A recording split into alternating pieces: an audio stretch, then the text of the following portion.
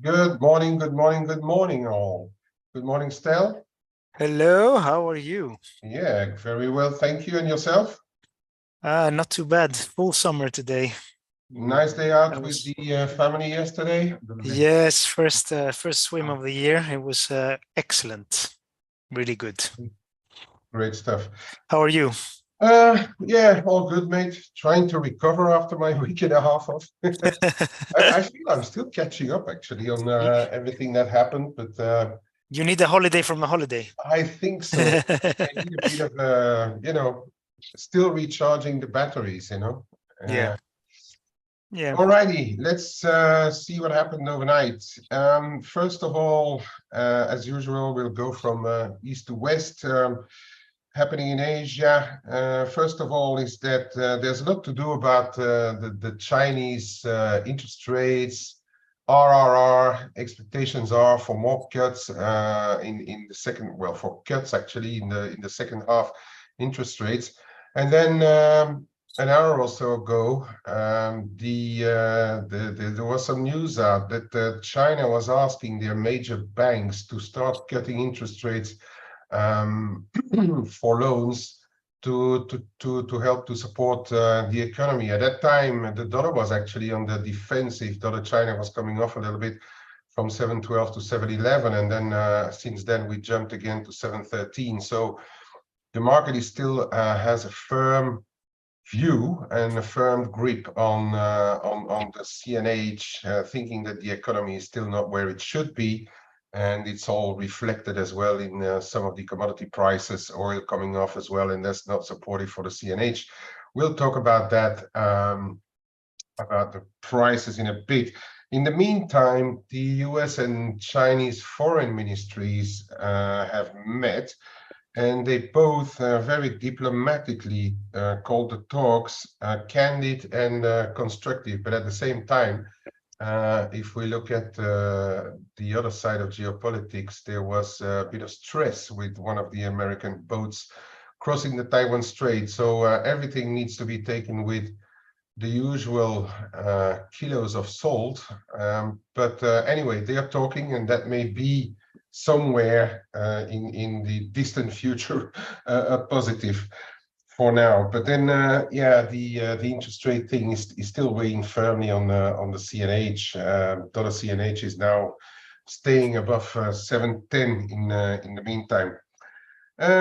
Then more down south, the RBA surprisingly hiked 25 BPs. I said it was a possibility. I actually well, didn't trade it with cash differently, but I said that if ever they would be very mellow, I did buy a very small 1 week downside in the Aussie, but that's probably going to go in the bin very soon. Looking at where the Aussie dollar is trading, and Lowe also said that they may be forced to hike even more. So again, it's a total weather vane situation. One meeting, they say that it may be close to an end, and then the next meeting they're coming out all guns blazing again and taking the interest rates above 4% now in Australia. It did send the Aussie dollar spiking versus dollar mainly, but then really versus everything, barring perhaps the yen too much. But we'll look at the yen in a bit. So yeah, we were talking about that yesterday. We were wondering what was going to happen. The market was actually thinking they would not hike, but then in the end they did. Stelios, what do we make of this? Oh yeah, I mean the RBA and the RBNZ are kind of going towards different directions at the moment, but it was, you did say it, that it was a possibility. I didn't expect it, to be honest. What was the market pricing before? Do you remember, in terms of probabilities? I think 70-30 or 75-25 for a standstill. Yeah, exactly. So it was more probable for them to not to stay on hold. So what do I make of this? I don't know. I mean, it's difficult to say, but I think I'm going to revert back to what I've been saying for the past days and weeks. As long as the Fed is grinding to a halt, I think they all will. So, is yes, they hiked this time, but I think, I mean, look at the market reaction. It's not really, the Aussie is not galloping away. Yes, it's up today, but it's not doing anything crazy, which shows you that maybe, they did hike this time, but that just means that whatever we're pricing in the future, that gets all pushed forward to or most of it gets pushed forward to yesterday's hike, basically. So I think dovish hike, and for me the general direction will be that central banks go on hold now, pretty much. Maybe not all of them straight away, but the ECB, the UK, the Bank of England being obviously the ones that have a little bit more to do, but I think we're getting really close now. Yeah, I like Sue's comment saying that we are not impressed here in Australia with low. Tell you what, I mean, nobody is, but if you're here in the UK and you have to deal with Bailey, then you know what a real bad central banker is. Yeah, I understand what you're saying, Sue, and I don't prove you wrong there. This is yeah, they are acting like weather vanes, and I think they're more like situation followers than anticipators, right? But Yeah. that's, as we discussed yesterday already, I think it's going to be the case for whatever central bank meeting we have coming up. There's going to be cases for standing still. There's going to be some cases for doing extra hikes, but we see inflation data coming off, so it's going to be a flip the coin, most of those meetings, right? We spoke about it yesterday as well.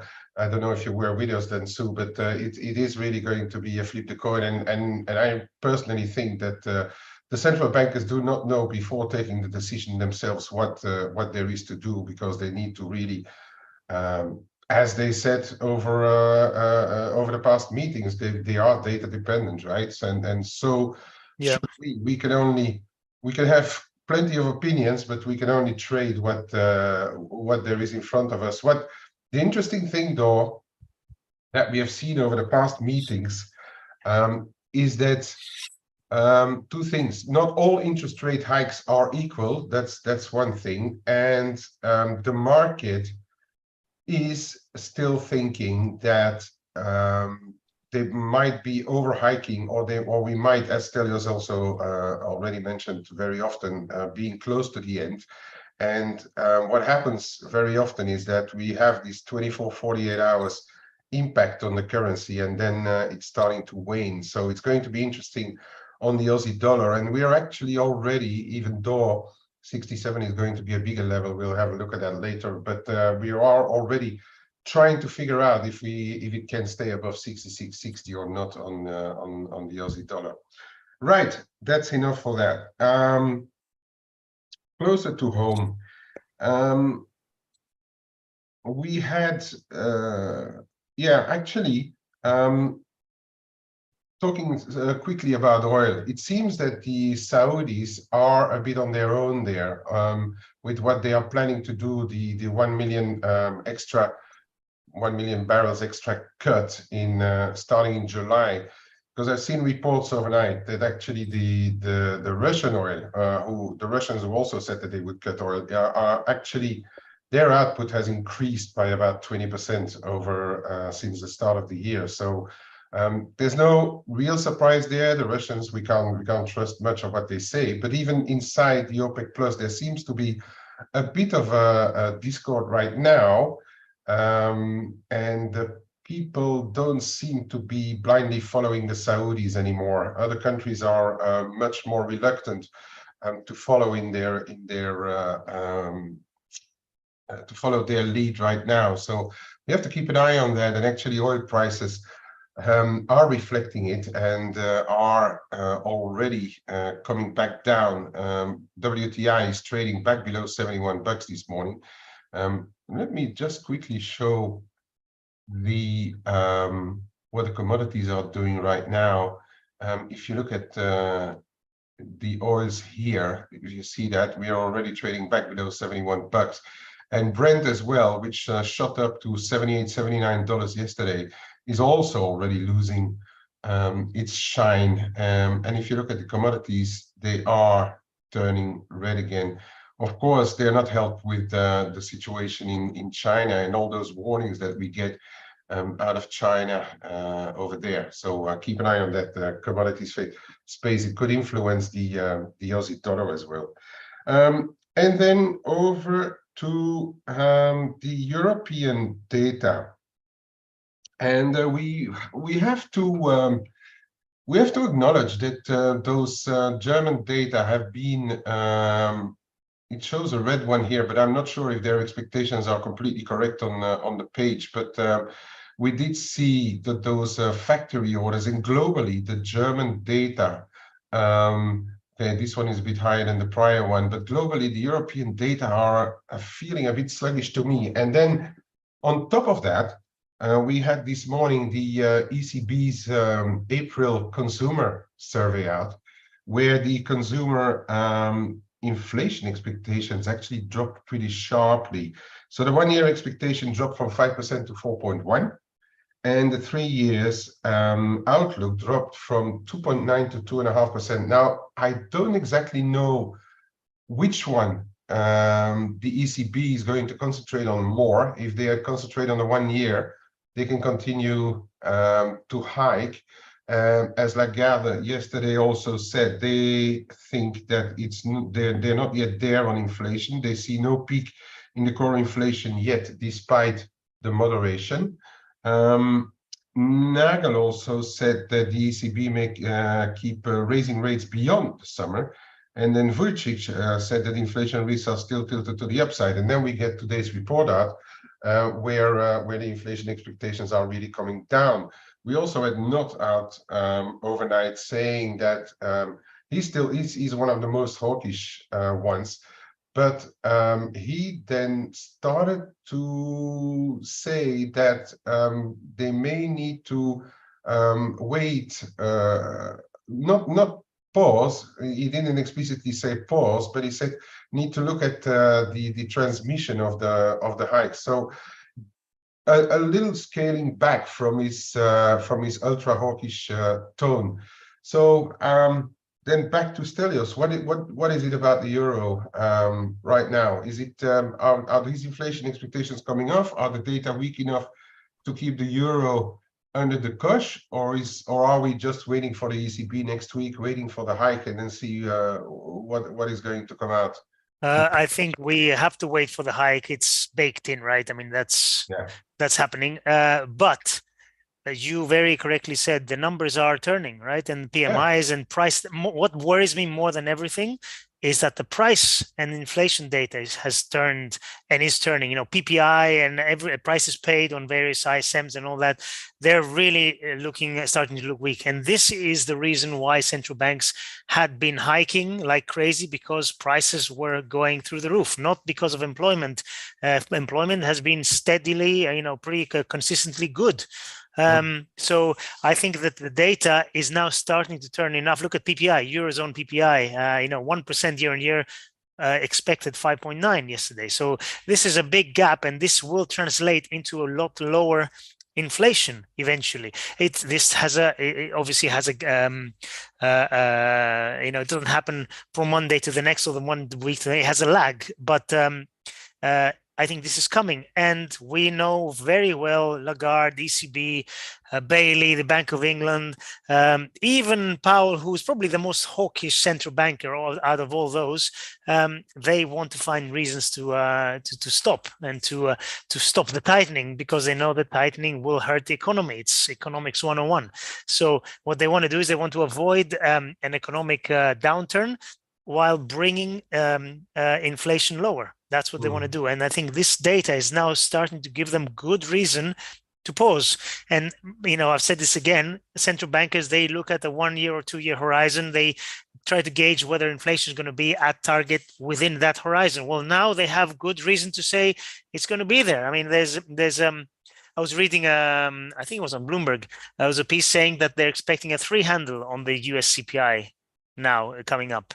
So that will be huge if that happens. And so that's why I think that we are close to a pause pretty much everywhere.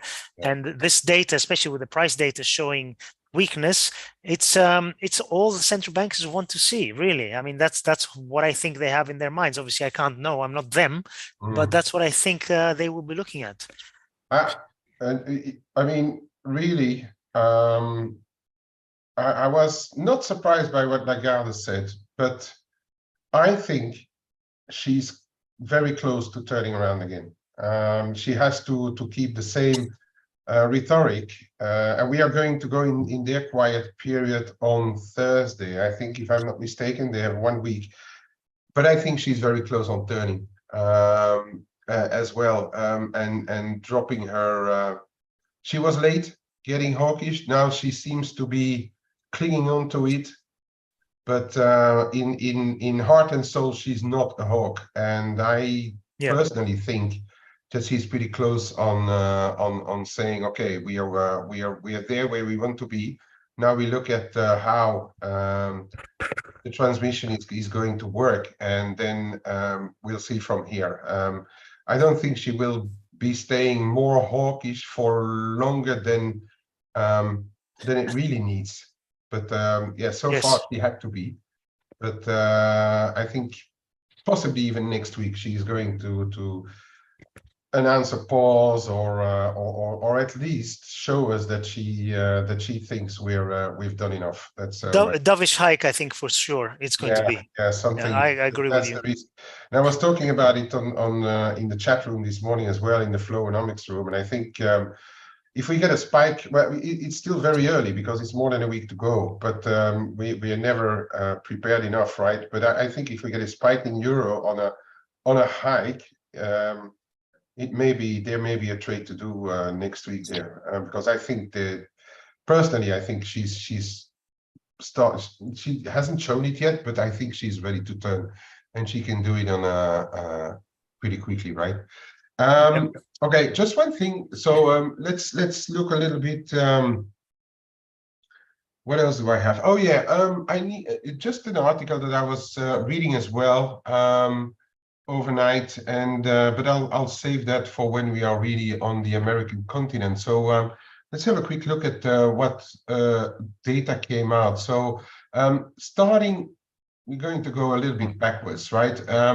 So in Japan, and this is a bit of a surprising number, the overall wage income was a nominal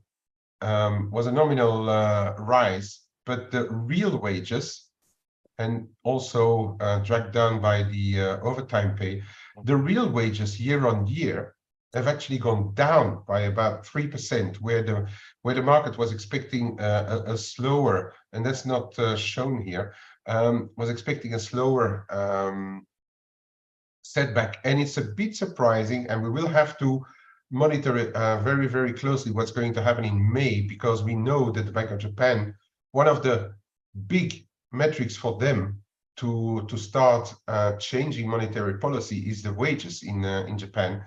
And even though we had a bit of a nominal increase, it does not reflect the 3.8 or whatever percent that were negotiated. So we may have to wait for another month, like the May numbers, to really see that number come through.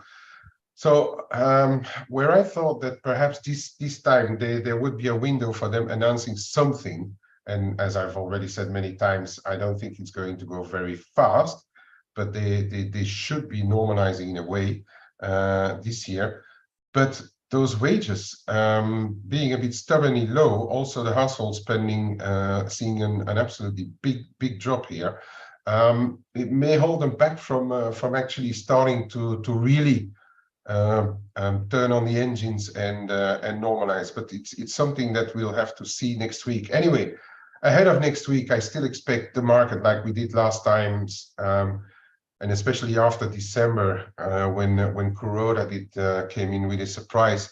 I do think that ahead of next week, it's the end of next week, that we will hear from the Bank of Japan as well. And I do think that perhaps the market will try to speculate a little bit on what may happen with Bank of Japan decisions and Ueda, what he has in his mind. And it could be that the yen is doing relatively well going into the meeting. So I'll have a look on the yen process if I have time today, but for sure later in the week, because the market always tries to anticipate, and there's a bit of there's a few moves going on in the yen process overnight and since yesterday. So what else did we have? We had the let me run quickly through. Yeah, that's the main one.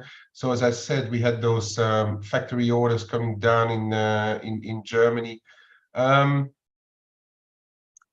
But then we have to look at what happened yesterday on the PMIs, right? So we already said on the PMIs in Europe, even though it was still higher than the last month on the German PMIs, the French ones, and they're showing signs of slowing, right? As we already said. But then the big one was here when the ISM came out, and that really put the market thinking that the FOMC will likely remain on hold. Also, as Stel already said, if we really and that's just right the day before the FOMC, we're getting the next CPI set of data. If that really shows a slowdown, then probably the Fed will be on hold. So we saw a relative setback on the dollar yesterday, but then as we've seen on the European data, the euro dollar didn't really enjoy much of it, or not for very long. Cable was a bit better, but the main one, barring the Aussie, that came off was the dollar yen. And if we see that numbers like these are coming off, we could have thought that risk would have been hit a little bit, which we see on the yen process. But then, if you have expectations in the main countries, the bigger economies, we've also seen that the carry trades were doing actually pretty okay. Because if you look at stuff like dollar mix, dollar rand, euro mix, euro rand, they have actually continued to come off. So the EM currencies are actually doing much better. So it's a very uneven risk scenario that we are living right now. So you can't purely trade risk on or risk off in this market. It's a little bit more complicated than that. So what do we make of this ISM then yesterday? A pretty big miss, right? I mean, compared to prior, the miss on the orders, it was a big miss. The miss could be said like, okay, we still have most of it above 50, but compared to expectations, it was a really big miss, right? Stel? Absolutely, yeah, absolutely, and it's like we said on the chat room at the time, it was a sea of red, and this is the, I mean, again, I'm going to repeat, this is a kind of economic data that the Fed, well, does not really want to see, but really wants to see, because they want to get on pause. And I will repeat it once more. The only strong, or let's say resilient part of the economy, in the US economy at least at the moment, is employment. And there are many reasons why people actually debate that. And because of the way the NFP number, for example, is calculated, and how, you know, people having 2 part-time jobs counts as 2 jobs, 2 people having jobs. You know, there's details which have not been changed since 1968 from what I read, and the employment picture has definitely changed since 1968. So, you know, you could argue that the numbers are not as good as they look, but even if they are, it's the only part that stays resilient, and everything else is really not looking good. So, you know, like you said, you know, the big miss yesterday, and you know, any way I slice it, I cannot see this being positive for the US or the dollar. That's why I really want to sell a rally in the dollar if it materializes. We'll talk about levels in a bit. Yeah, and I don't know whether it's today or tomorrow, or do we have to wait for the combination of the central banks next week? But yeah, I think it's either you trade really short term and you try to accompany moves, as we're seeing now, like for instance the weekly yen process or so, or the better carry trade thing.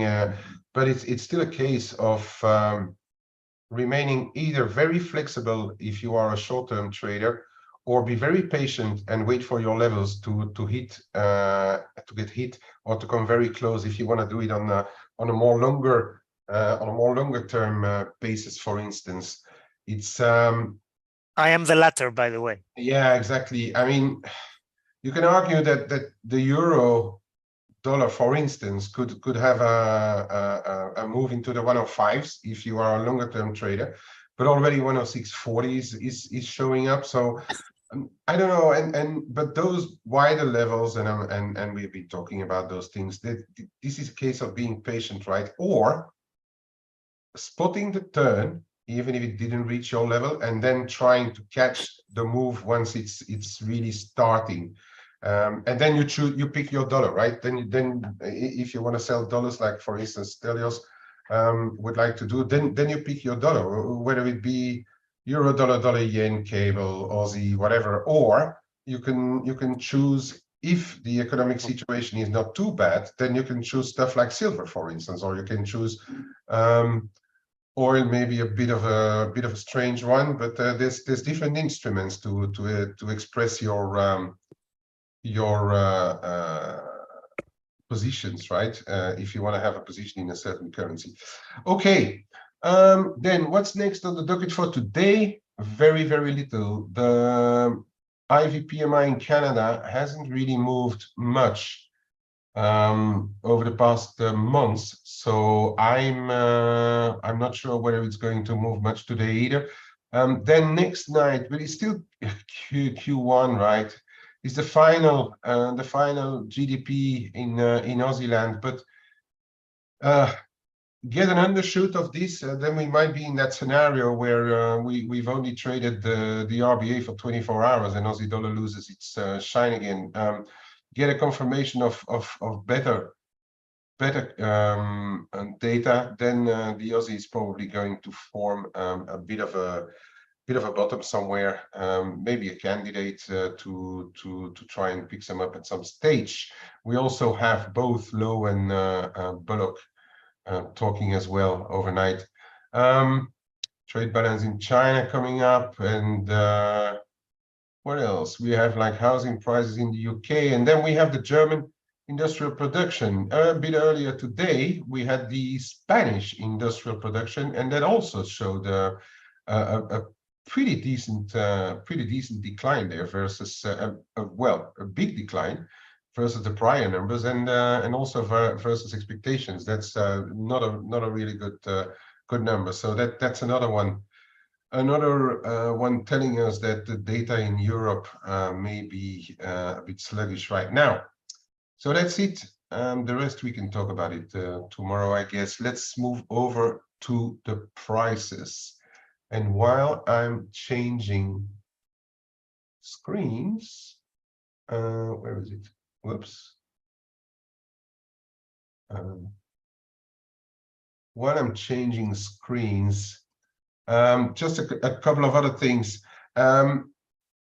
Talking about the Mexican peso a little while ago, read this article that Mexico is trying to pitch a few tax incentives aimed at luring companies into investing in a business corridor that would try to compete with the Panama Canal. So since the Mex has already been a favorite of the markets, if the Labrador is trying to get even more business into Mexico, that may be one more reason why the Mexican peso would remain underpinned. On the other side, being very lefty, he's also trying to not nationalize, but keep a very close control about all kinds of drilling and stuff, and that is a little bit on an issue for international companies trying to get new concessions and stuff. But in the meantime, he's still trying to lure more investors, and since the market already likes the Mexican peso, that should continue to see the Mexican peso underpinned. Yeah, so that for that. Okay, let's move over to the prices. I'm not charting this, and then yesterday it seems it came off again. Are you ordering your new headset? It's cheap, right? 3.5. But I didn't understand what it does. What does it do? Is that important? 3.5 grand, man. Seriously, that's more expensive than anything I've ever bought in terms of computing or yeah. Yeah, I thought it's just a case of just buy it and close your eyes because it's Apple. Well, you saw the oh, is the stock coming down now? Okay, I saw they were making like new all-time highs and just going bananas over it. Then we had a pretty big setback, right? But I think I'm still here at the close also yesterday, so I don't know where it's trading right now. Yeah. But anyway, okay. Well, yeah. Yields. Okay, this was the jump that we saw on the euro dollar as well. These are the 2-year differentials. Into next week ECB, I'm going to keep a very close eye on what's happening in this zone here. It's 150 basis points to 145 basis points differential. So it's an inverted. If you look at it, I keep it inverted because if you overlay the euro dollar, that's exactly where you can see the moves coming from.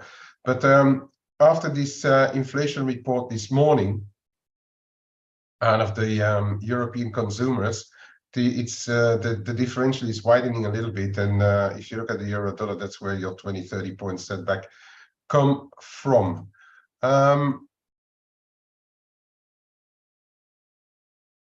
Euro dollar, I can't see an awful lot really to do here, barring the fact that we're already capped around this 107.30-37 zone I was talking about yesterday. We tried it again in the early morning, and it's capped again. So I reckon this is your first zone of interest here, 107.30-40 if you trade it in the more short term. If you trade it in the longer term, since we've broken below the channel, you will have to wait until 108. I think this line is going to creep up a bit too steeply to have too much of a say at one stage. I do think that the 108, figure 10, figure 15, is going to be a very, very decent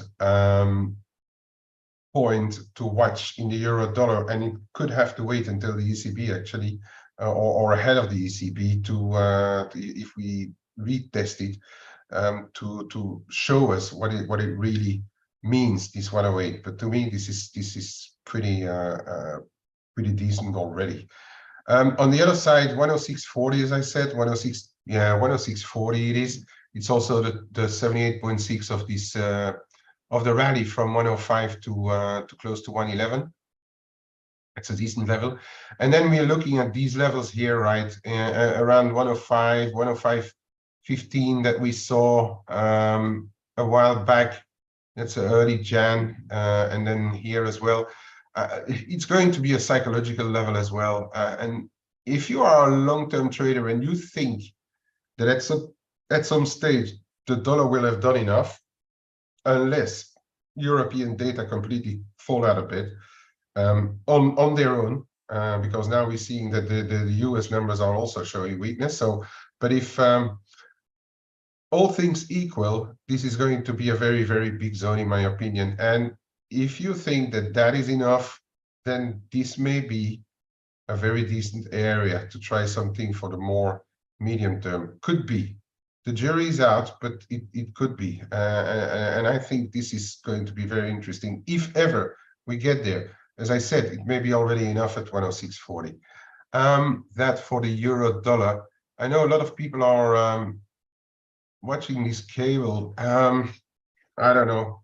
I'm a little surprised it's not a bit stronger than it is, and that it's really coming back down so easily. Also, if you look at the euro sterling, by the way, sorry to interrupt. Yeah. It's exactly what I said yesterday on the morning edge about cable. I thought it was going to be trading a lot stronger, but it's showing some weakness now. So it's worrying me a little bit. I'll still think it's going to probably perform relatively well, and I like the pound for the rest of the year, but it's for the moment it's not really convincing me. Sorry to It is interrupt. I not just wanted to convincing.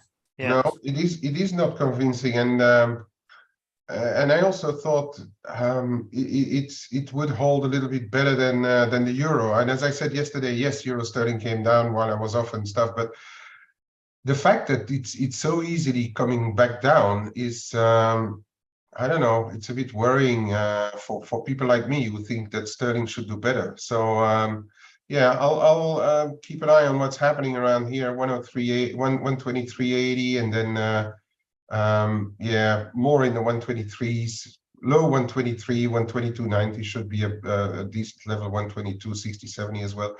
But in the meantime, it can't hold above 124.5, which is the first point of measurement. Below or above is still showing the accelerations that we see when we tackle it. That still tells me that the market is also watching what's happening at around 124.5. You hold, you accelerate. You don't hold, and it's losing 40-50 points quite quickly again. So I'm going to leave this one alone for the moment and just watch what's going on. And a little bit the same in the euro sterling. Bit of a strange picture here as well. It broken under this 86.10, and then we had this. We were talking about this zone yesterday in the mid 85s, which should be quite important as well. But then it came back 60-70 points quite easily, and now it hangs here. I tried a little short this morning, but then on the divergence of data, but then the market just doesn't trade it, so I just went out for virtually nothing and just looking at what's happening really. Yeah, so a bit neutral. To get back going topside, we should break back above 86.5, 86.65. That I think is going to be telling us, if you look at how it held before it gave way, that level here, perhaps more importantly than the trend line, because it's only 2 points and a relatively short term, that 86.60-65 I think is going to be a bit key if we get back above there. If we get back above, then it's probably going to try to get back into the 87s at least. But right now, my preference would still be for a retest of the lower levels. And then we have to look, since we're talking about those euro crosses, we have to look at some other euro crosses, right? Because there may be something going on there, and one of them is euro yen. Okay, there's a couple of things here. I had this trend line in which we broke this morning. Whether you put it here or you put it there, both of them gave way.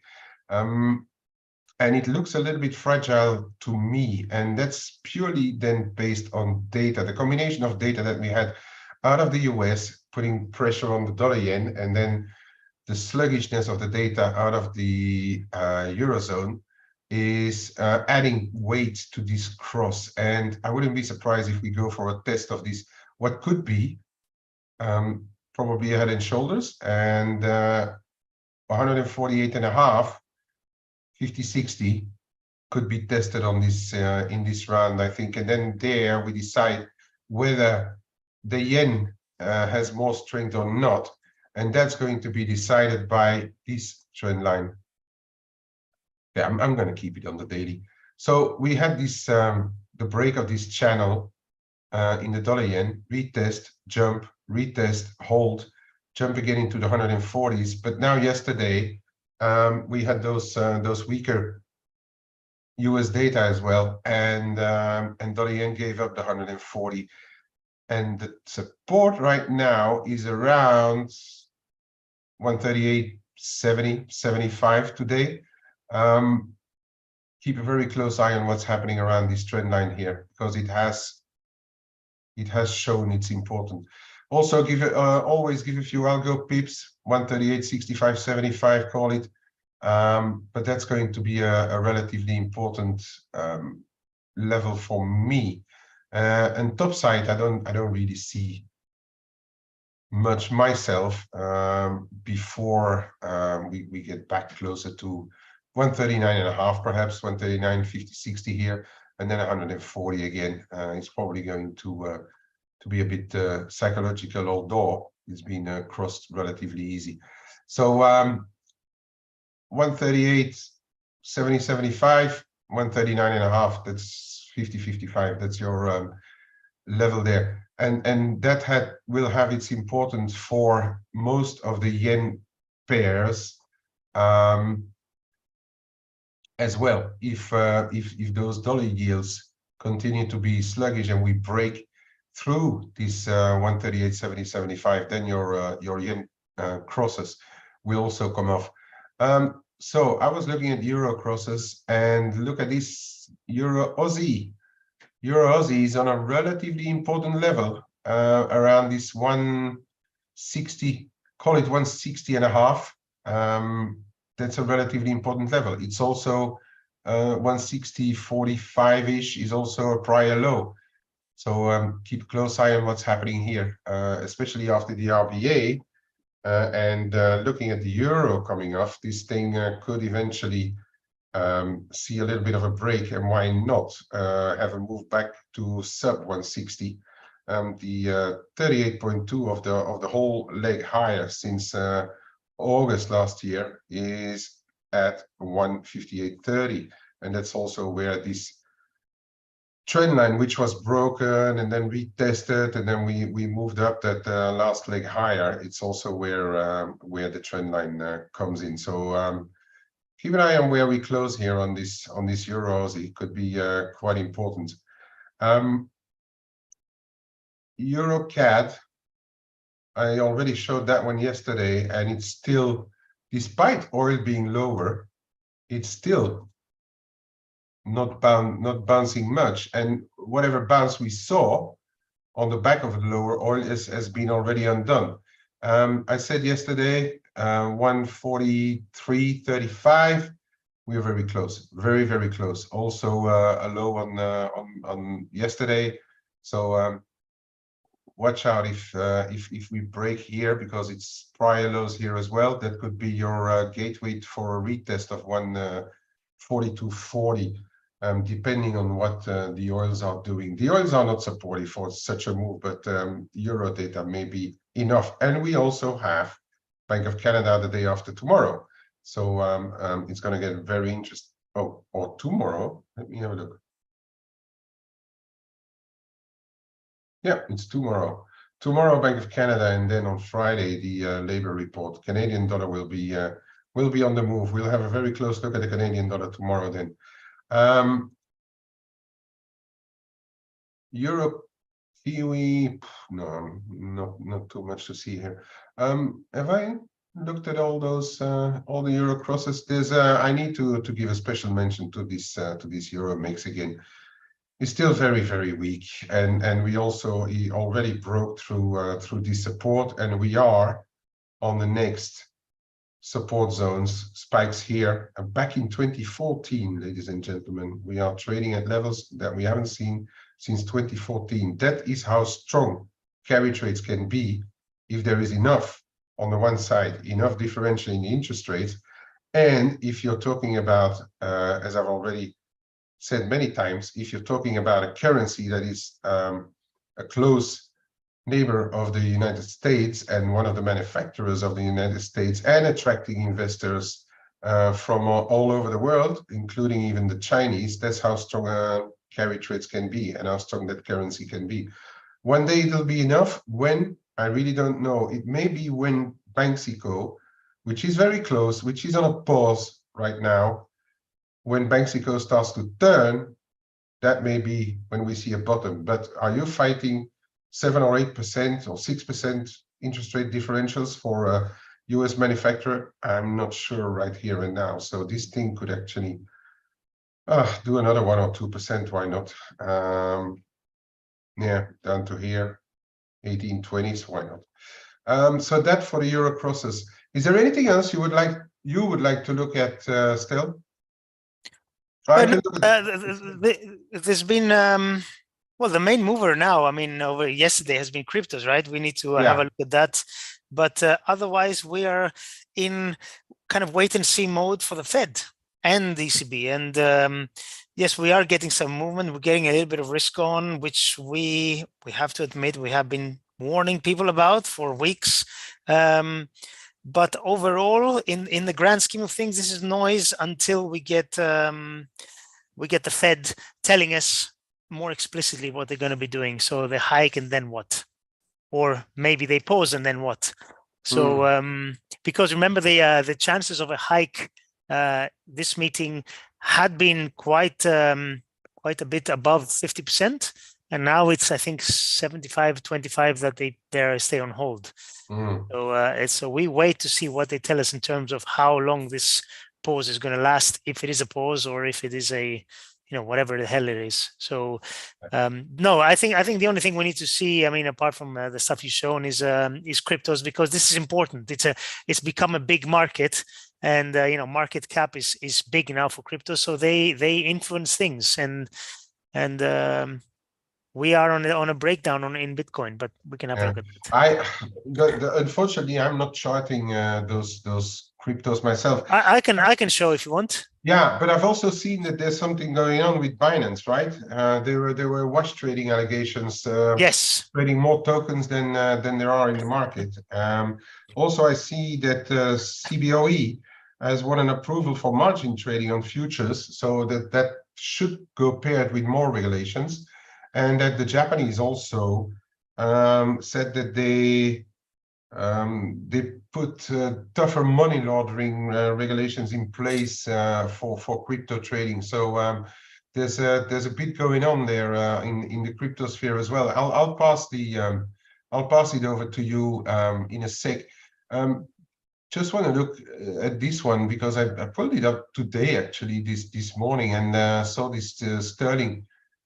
Could be adding to the uncertainty in the sterling is this, and Gavel just mentioned sterling Kiwi, the sterling Aussie broken down as well, and as you say, sterling Kiwi sitting on a swing high, being a bit of a level. Yeah, that's going to perhaps cap a little bit there as well. Oh yeah, I know RA that Binance is not Bitcoin itself. I know that. I was just saying that whenever you put more regulations or whenever you put stuff on in the crypto sphere, it's all one big pot of that, right? I would say.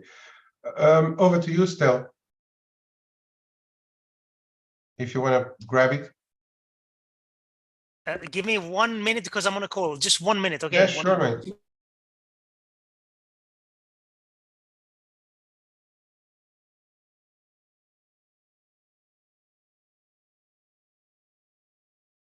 Okay, while Stelios is doing this, I'm going to have a quick look at what's happening in the S&P because it's coming off just a little bit. And if you look at that, we had a bit of a wedge going on here. For those who really traded very, very, very close to the market, we may be in for a little bit more of retracement here, providing that the market. Sorry, I am back. I'm really sorry. Oh, actually, they're calling me again. I can't believe it. Sorry, I have to take this. I'll be right back. No okay, problem. I'll be right back. No problem. So I was talking about this S&P.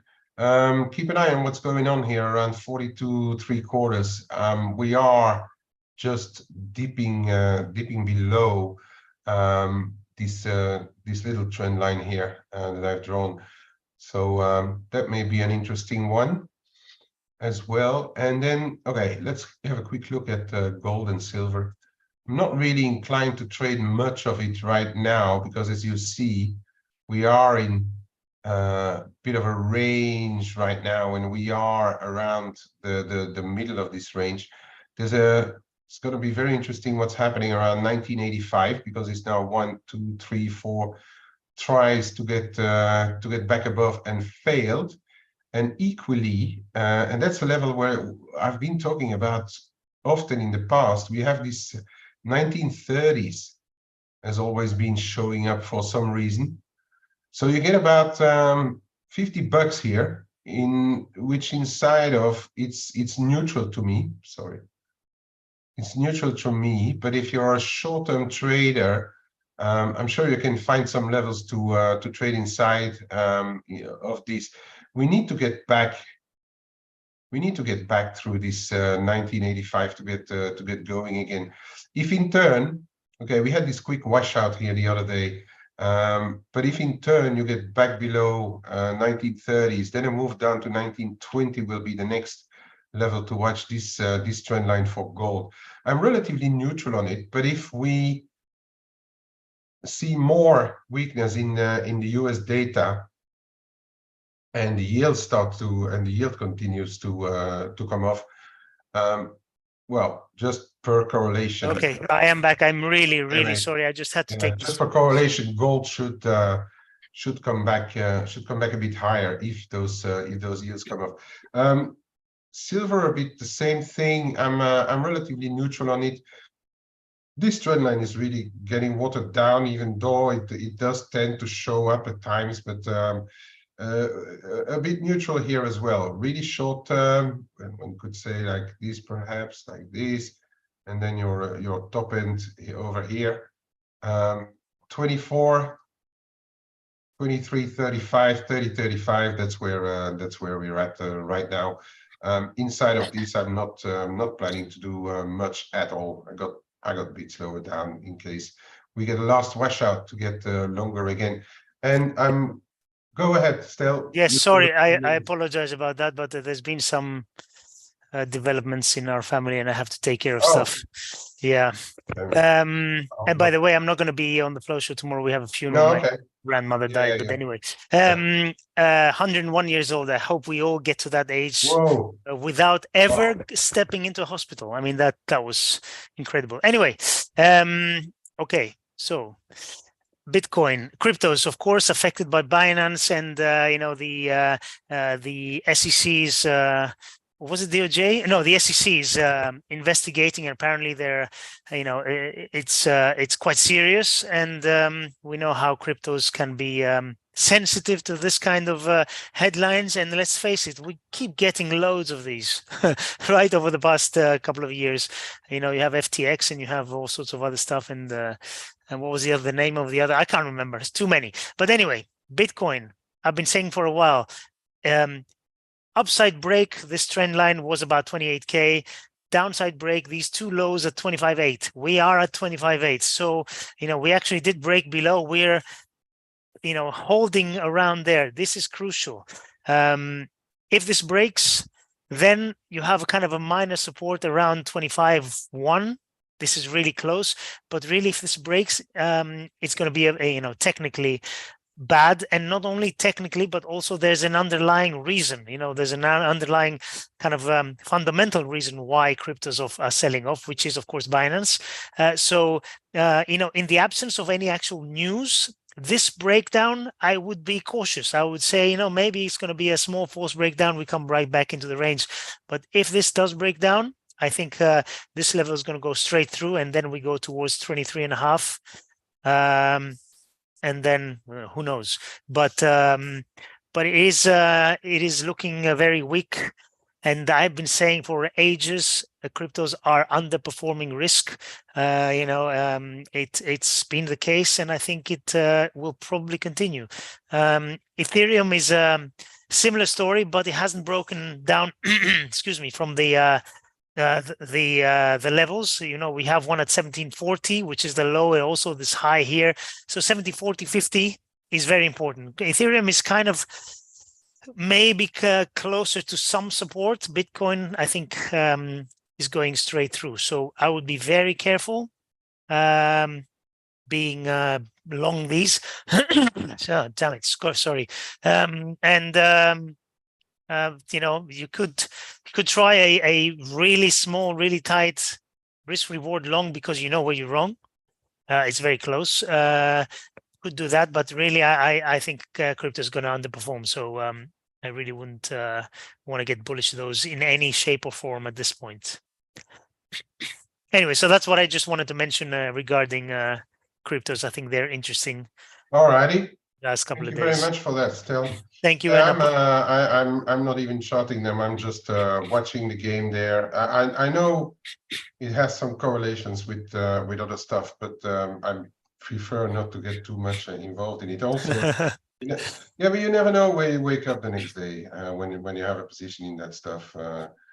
Still very much there's enough manipulation in there to throw positions overboard, and you never know where you get done, right? yeah, I have friends who have, sorry, carry on. I'll say later. I'm not even interested in even getting involved in it. Yeah. I have friends who have asked me, why do you like gold and silver instead of, cryptos? Why not do that? They're a risk proxy. They rally more when things go up. Obviously they sell off more. And I said, look, I don't like them because, you buy gold, it can't be 20% down in a day. It just cannot. And neither can it go down to zero. There's no event that will take it down to zero. But there are some, albeit very, very low probability events that can take Bitcoin to zero. And that's what I don't feel comfortable with at all. No, even if there was a 1% chance of gold going to zero, even if there was a 1% chance, I'd be very worried about it. Because it's a trade that can absolutely break you. Yeah, absolutely. Alrighty, and Good. That is it for today's show. Thanks everybody for being with us as usual every day, and we'll talk again tomorrow. Thank you. Just a reminder, I'm not going to be here tomorrow. I'll be back Thursday and Friday as normal. Okay, mate. See you on Thursday. Thank you. Cheers, everybody.